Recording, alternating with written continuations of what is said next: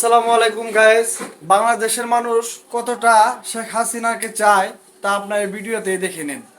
আল্লাহ, বাংলাদেশ যদি হাসিনা মুক্ত হয় এবং ছাত্ররা যদি বিজয়ী হয়, আমি তোমার ঘরে গিয়ে একবার আমরা খোঁজ করে আসবো। আল্লাহ আল্লাহ তুমি আমার এই নিয়ত পূরণ করার তৌফিক দান করো।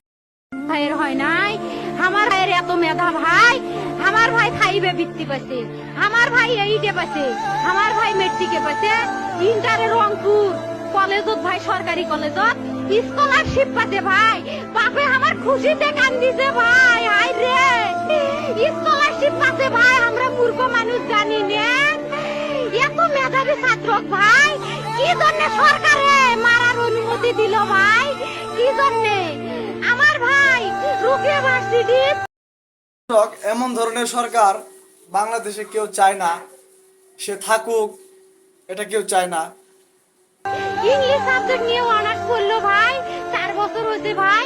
আমার ভাইকে আমি কইল ভাই মানে বিসিএস করে ক্যাঙ্গেরি ভাই, তোরা না করেন তো কয় সুমি এটাই এই একটা পরীক্ষা চাকরি হোক মুই চেষ্টা করিম, হোক মুই তোর আশাটাও চেষ্টা করি দেখিম করেন ভাই। মুখ ভালো লাগে মাইনছে যখন বিসিএস এর কথা কয়, মুখ কলজাটা কাঁপি ওঠে ভাই। হাই রে ওরা ক্যাঙ্গেরি পড়ছে, তোরাও ভাই করেন তো, তোমারও না মেলা মেধা হোক সুমি মুই করিম।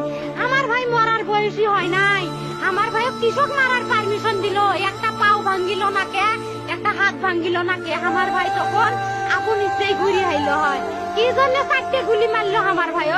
আমার কলজাটা মানুষ না, আমার 3টে মারি গেল না কে, আমার 3টে কি জন্য মারি গেল না?